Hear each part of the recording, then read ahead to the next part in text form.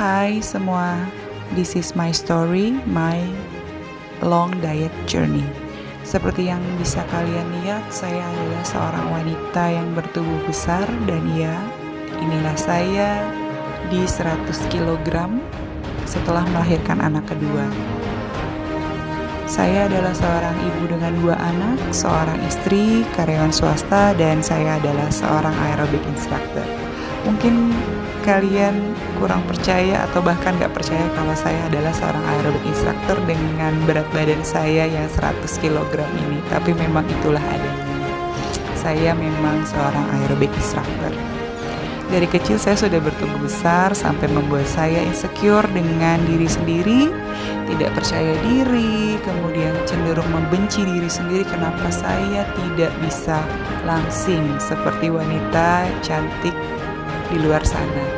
Dan standar kita di Indonesia adalah wanita cantik adalah yang langsing dan sebagainya dan sebagainya. Ya, itulah yang membuat saya kenapa saya tidak bisa menerima apa adanya diri saya.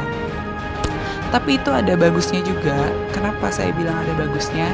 Karena saya jadi terpacu bagaimana saya harus mencapai target menjadi versi terbaik diri saya. Karena saya tahu dengan berat badan 100 kg ini tidak baik dan tidak sehat untuk diri saya sendiri. Dan karena saya seorang aerobik instructor di mana saya harus memberi contoh bagaimana cara hidup sehat kepada member-member saya, maka saya harus menjadi eksekutor pertama sehingga mereka bisa melihat saya hidup sehat, jalani hidup sehat, diet yang benar, dan mereka bisa mencontoh itu semua dari saya. Dan karena saya seorang karyawan swasta juga, saya berolahraga di sela-sela kesibukan saya sebagai seorang karyawan dan selalu menyempatkan diri setidaknya 30 menit atau sampai 45 menit olahraga sebelum memulai pekerjaan kantor. Jadi kalau pekerjaan kantor saya mulai di jam 8, itu jam 7 saya mulai kantor, saya sampai di kantor jam 7 dan 45 menit saya mulai berolahraga. Dan jam 8 saya mulai jam kantor.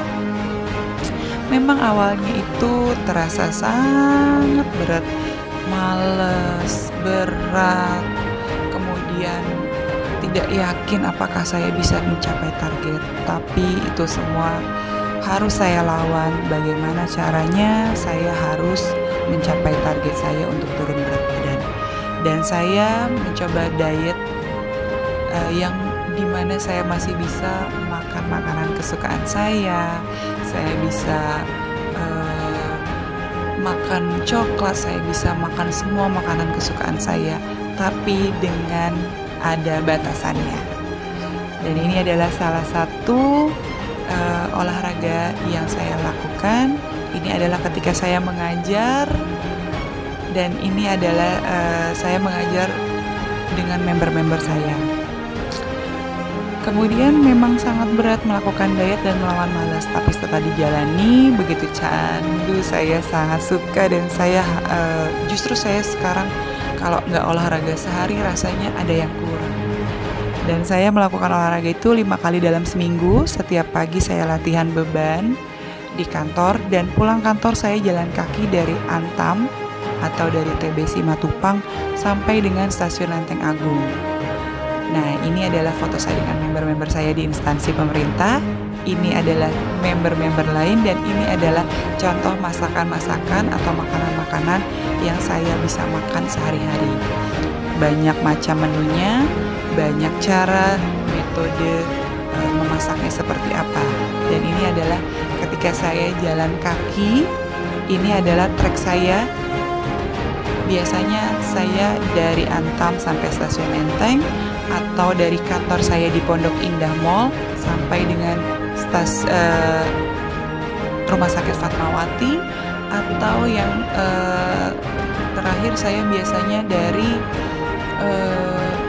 Fatmawati sampai Andara.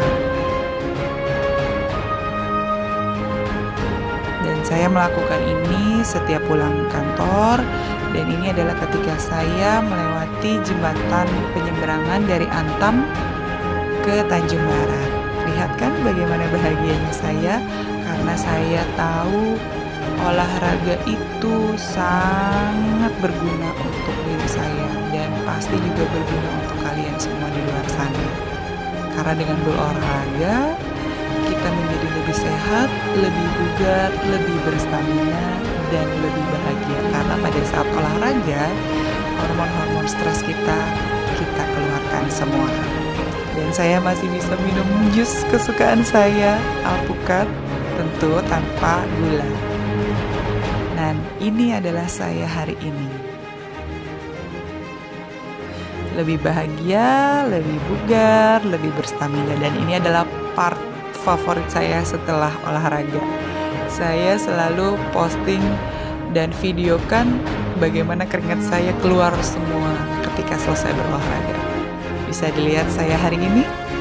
Oke, cukup sekian dan saya harus note, jangan pernah membandingkan hasilmu dengan orang lain karena tiap-tiap orang melewati proses dan usaha yang berbeda.